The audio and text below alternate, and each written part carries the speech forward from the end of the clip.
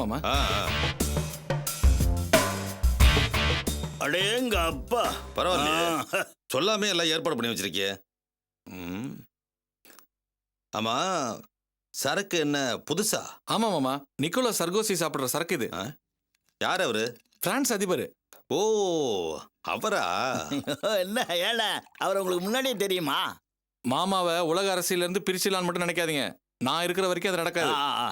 மாமாவை ஐநா சபையில உட்கார வைக்கிற வரைக்கும் நான் ஓய மாட்டேன். பாத்தியாயா, இவனுக்கு என் மேல உள்ள அக்கறை பாத்தியாயா? எனக்கு அப்படிலாம் ஒன்றும் பெரிய ஆசை கிடையாது. மத்திய அமைச்சரவையில் ஒரு முக்கியமான இலாக்கா கிடைச்சா அதுவே போதும். அது ஒன்றும் பிரமாதமான காரியம் இல்லை மாமா. ஏப்பா தம்பி, என்ன பார்த்தா அளந்து அளந்து ஊத்துற? அமெரிக்க அதிபர் ஜார்ஜ் புஷ் ஒரு பெக்குக்கு இந்த மாதிரி தான் மிக்ஸ் பண்ணுவார். அதே அளவு மிக்ஸ் பண்ணா தலைவர் ஜார்ஜ் புஷ் ஆயிட முடியுமா? முடியும்னு சொன்னா மாமா நம்ப மாட்டாரா? மாமா, நான் சொல்றது உண்மைதான், நீங்க நம்பலாம். உலக அரசியலையும் உலக தலைவர்களையும் நாம பின்பற்றினாதான் உலக அரசியலை கலக்க முடியும். நல்லா கலந்துருக்கானான்னு பாருங்க மாமா.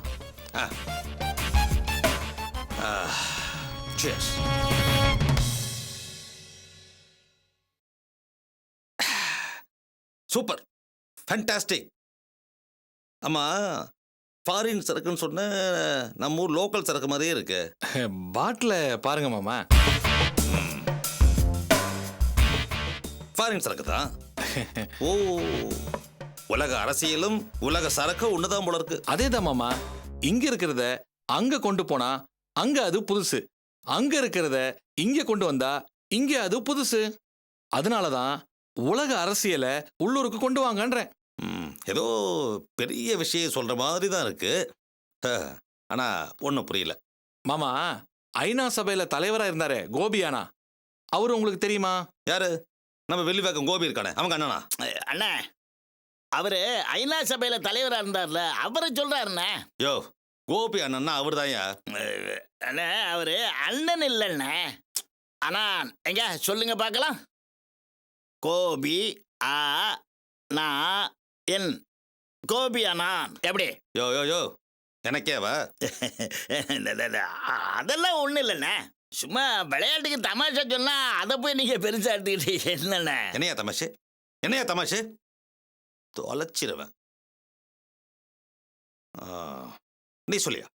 அந்த ஐநா சபை தலைவரா இருந்த கோபியானான் அவரு பதவி விலகினதுல கூட ஒரு அரசியல் இருக்கு. அப்படியா?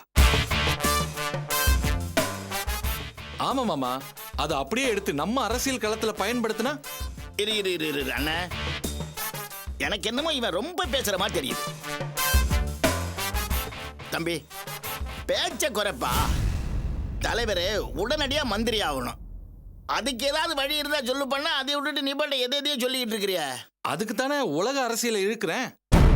மாமாவை மந்திரி ஆக்குறது ஒரு பெரிய விஷயமே இல்ல. உன்னால முடியுமா? அது முடியும் மாமா. மாமா, உலக அரசியல்ல இருந்து உள்ளூர் அரசியல் வரைக்கும் 4 அடிப்படை கொள்கைகளை தான் அமைஞ்சிருக்கு. அது என்ன 4 அடிப்படை கொள்கைகள்? ஜாதி, மதம், இனம், நிறம். இந்த 4 அடிப்படை கொள்கைகள் தான் உங்களை தலைவரா உயர்த்தும். ஜாதி, மதம், ஓகே. அது என்ன இனம், நிறம்? அது உலக அரசியல், நமக்கு அது வேண்டாம். ஜாதியும் மதத்தையும் எடுத்துக்குவோம், அதுதான் உள்ளூர்ல ஒர்க் அவுட் ஆகும். அதுவும் ஜாதிய கையில் எடுத்துக்கிட்டீங்கன்னு வைங்க, சீக்கிரமே பெரிய தலைவராயிடலாம். மந்திரி பதவி ரொம்ப சுலபமா கிடைச்சிடும்.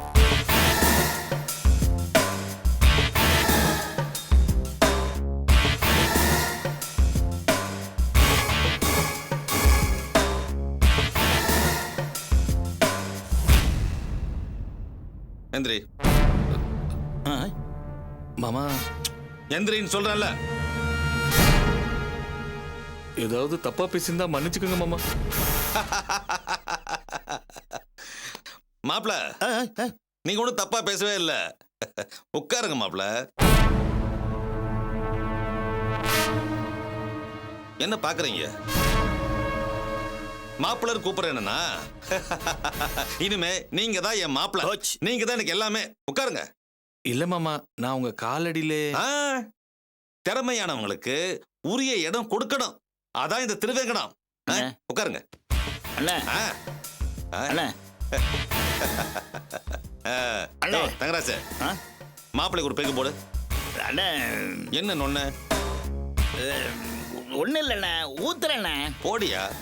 அண்ணே நீங்க என் தலைவர், அவரு உங்க மாப்பிள்ள, அவருக்கு நான் ஊத்த மாட்டேனா? ஊத்துறண்ணே, இதை போய் நீங்க சொல்லணுமா? ஏய், இந்த மேடையில பேசுற மாதிரியே பேசிட்டு இருக்க கூடாது. மழை வேலையை பாரு. ஊத்துறண்ணே, மாப்பிள்ள நீங்க சொல்லுங்க. மாமா, ஒவ்வொரு ஜாதிக்கும் ஓரளவுக்கு ஓட்டு இருக்கு. அந்த ஜாதியை காப்பாத்த வந்த மகானா மக்கள் உங்களை நினைக்க ஆரம்பிச்சிட்டா உங்களுக்குன்னு ஒரு ஓட் பேங்க் உருவாகும். அதை வச்சு பெரிய கட்சியெல்லாம் பேரம் பேசி உங்களை மந்திரி ஆக்கிடுவாங்க. பிரமாதமான யோசனையா இருக்கே. மாப்பிள்ள இந்தாங்க. ஆமா, நான் எப்படி மக்கள் மனசுல இடம் பிடிக்கிறது? அது இன்னும் சுலபமாமா.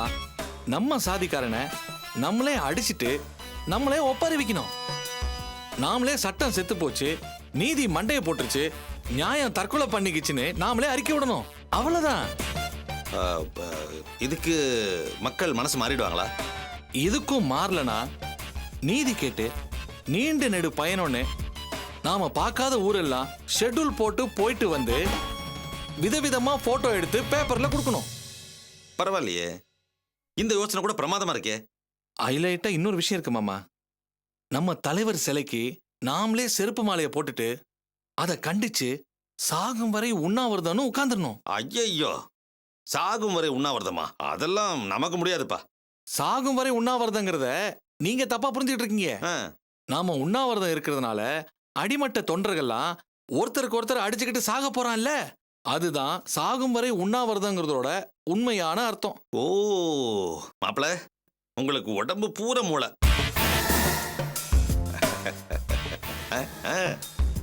அதெல்லாம் இருந்து என்ன மாமா பண்றது? வாழ்க்கை சரியா அமையலே. மாப்பிள்ள, ஒன்றும் கவலைப்படாதீங்க. நீங்க சரியான இடத்துக்கு தான் வந்திருக்கீங்க. கடைசி வரைக்கும் நான் உங்களை என் ஆலோசகரா வச்சுக்கிறேன்.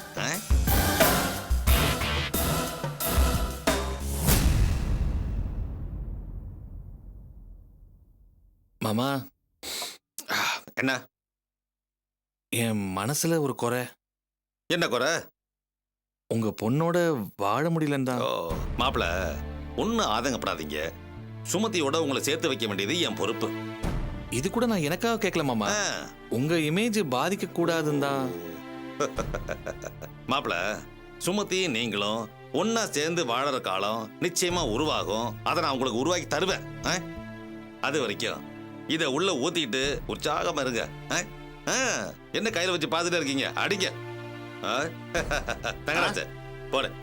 ஊத்துறேன் ஊத்துறேன்.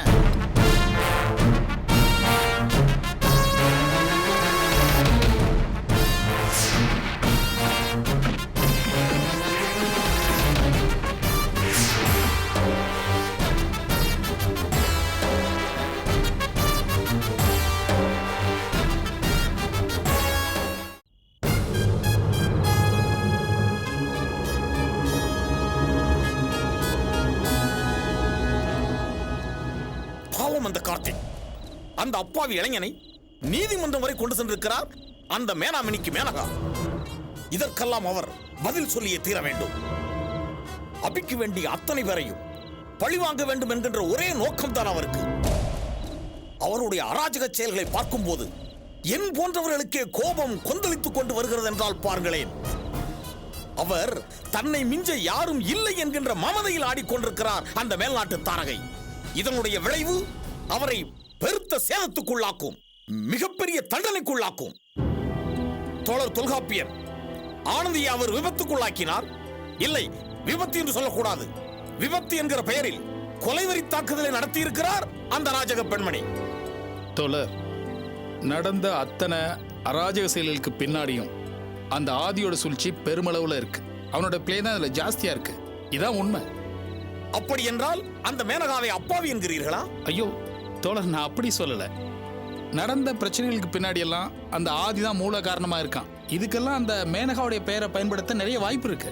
நான் எதை வச்சு சொல்றேன்னா, பல நேரங்கள்ல ஆதி பல பேருடைய பெயரை பயன்படுத்தி பெரிய சூழ்ச்சி வேலைகள்லாம் பண்ணியிருக்கேன். நான் அதனால தான் சொல்றேன்.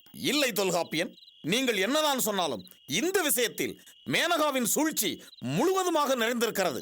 அவரை போன்றவர்களின் உயிரை எடுத்தாலும் தவறில்லை. ஐயோ, என்ன தோழர் நீங்க போய் இப்படி பேசுறீங்க? மத்தவங்க உயிரை எடுக்கிற உரிமை நமக்கு கிடையாது. வேறு யாருக்கு? கடவுளுக்கா? இல்லாத கடவுளை நாம் ஏன் வம்புக்கு இழுக்க வேண்டும் தோழர் தொல்காப்பியன்?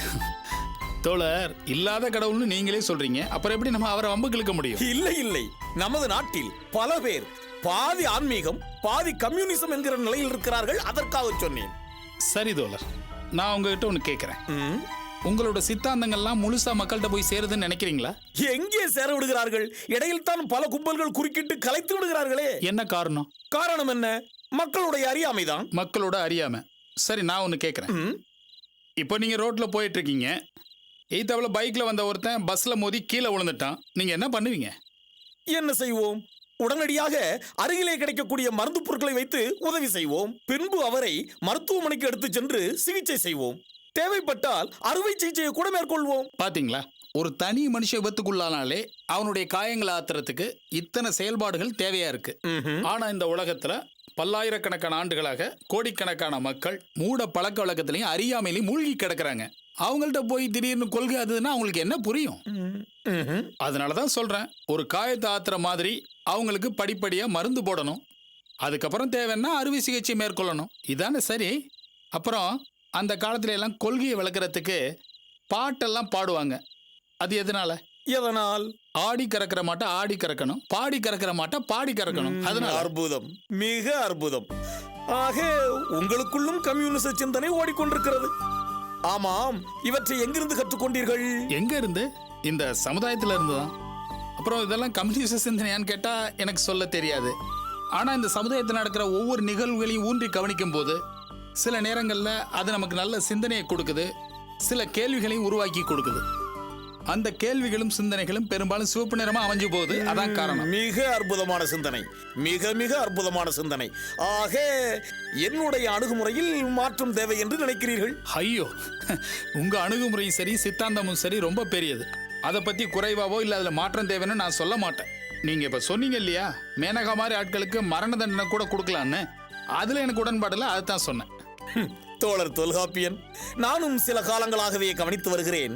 நாம் எப்போதெல்லாம் அந்த மேனகாவை பற்றி பேசுகிறோமோ அப்போதெல்லாம் மேனகா மீது தாங்கள் சற்று கனிவு காட்டுவதாகவே உணர்கிறேன். என்ன காரணமோ? தோழர், இதுல காரணம்னு ஒண்ணு இருக்குன்னு நீ நினைச்சீங்கன்னா நிச்சயமா ஒரு நியாயமான காரணமா தான் அது இருக்கும். சூழ்நிலை வரப்ப நானே சொல்றேன்.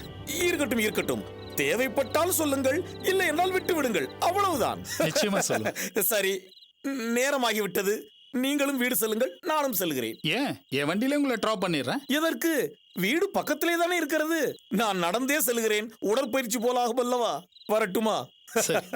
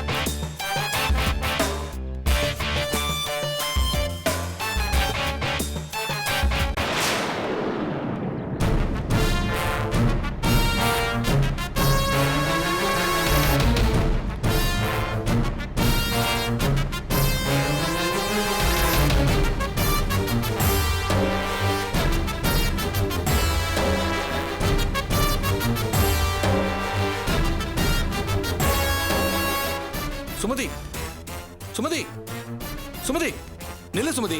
ஏன் என்ன பார்த்து பேசாம போயிட்டே இருக்க? நம்ம ரெண்டு பேரையும் ஜோடியா பாக்குறவங்க ஆஹா இந்த ஜோடி பொருத்தம் எவ்வளவு நல்லா இருக்குன்னு பேசுவாங்க. அப்படி சொல்லனா கூட பரவாயில்ல, ஆஹான்னு மனசுக்குள்ள நினைப்பாங்க இல்லையா? அப்படி இருக்கும்போது என்ன பார்த்துட்டு ஏன் பேசாம போற? நில்லு சுமதி, ப்ளீஸ் நில்லு சுமதி. ஹலோ, நீ யாரு? என்னது? நான் யாரா? என்ன சுமதி இப்படி கேக்குற? நான் எம்எல்ஏயோட மாப்பிள்ள, நீ அவரோட பொண்ணு. இந்த மாதிரி ரோட்ல நின்று பேசலாமா? ஸ்டார் ஹோட்டல்ல உட்காந்து சாப்பிட்டுக்கிட்டே பேசணும், புரிஞ்சுதா? அதெல்லாம் விட்டுட்டு வெறும் 3000 ரூபாய் சம்பளத்துக்கு இப்படி தனியா நடந்து போயிட்டு வந்துகிட்டு இருக்க. அந்த அபி வீட்டுல போய் அனாதை மாதிரி கிடக்குற. என்ன சுமதி நீ? ஏய், நீ யாருனே தெரியாதுன்னு சொல்லிட்டு இருக்க. நீ எதுக்கு தேவையில்லாம பேசிட்டு இருக்க? என்ன கலட்ட பண்றியா? நான் கலட்டா பண்றேனா? நான் உன் புருஷன் சுமதி. இதுக்கு மேல ஒரு வார்த்தை பேசின சுருப்பு பிஞ்சிரும். செருப்பு பிஞ்சிருமா? தாலி கட்டின புருஷனை பார்த்து இப்படி பேசுற? இது உனக்கே நியாயமா இருக்கா? சொல்லு சுமதி. சரி, நம்ம வாழ்க்கை விட்ட இடத்துல இருந்து ஆரம்பிக்கலாம் வா. கையை விடு. சொன்னா கேளு சுமதி. கையை விடு. சொல்றத விடு, கேளு விடு. சுமதி ப்ளீஸ். கையை விடு. நான் சொல்றத கேளுங்க யாராவது சுமதி வாங்க. ப்ளீஸ். காப்பாத்துங்க. இங்க பாரு. சார், வா சுமதி. ரோட்ல இருந்து அசிங்க பண்ணாத சுமதி ப்ளீஸ். வா ப்ளீஸ், நான் சொல்றத கேளு. என்னமா பிரச்சனைங்க? சார், இந்த ஆள் யாருன்னு எனக்கு தெரியாது. என்கிட்ட வந்து அசிங்க அசிங்கமா பேசுறான். ஹலோ, இது எங்க ஃபேமிலி மேட்டர், நீங்க தலையிடாத போயிடுங்க. யாருன்னே தெரியாதுங்கறாங்க, ஃபேமிலி மேட்டருங்கற. நான் யார் தெரியுமா? எம்எல்ஏவோட மாப்பிள்ள. யாரு? நீ எம்எல்ஏயோட மாப்பிளையா? சார், இவன் பொய் சொல்றான். இவன் ஃப்ராட். சுமதி. சார், என் பேரை தெரிஞ்சு வச்சுட்டு சும்மா சும்மா வந்து டார்ச்சர் பண்றான் சார். ஹலோ, இது எங்க விஷயம், நாங்க பாத்துக்கிறோம், நீங்க கிளம்புங்க. வா சுமதி, நம்ம போலாம். கையை விடு. வா. விடு. நானும் பொறுத்து பொறுத்து பார்த்துட்டு இருக்கேன். ரொம்ப ஓவரா தான் பேசிட்டு இருக்க. நீ எம்எல்ஏயோட மாப்பிள்ளன்னு உதறி விட்டா அது மத்தவங்க வேணா நம்பலாம். ஆனா நான் நம்ப மாட்டேன். என்ன சார் பாத்துட்டு இருக்கீங்க? உங்க வீட்டு பொண்ணுக்கு ஒரு பிரச்சனைனா இப்படிதான் பாத்துட்டு இருப்பீங்களா? டேய், கிளம்புடா முதல்ல. ஏய், யாரா நீங்க? எம்எல்ஏவோட பெரியப்பா பசங்க. சுமதி, சுமதி, சொல்லு சுமதி. அடிக்கிறீங்க. சுமதி.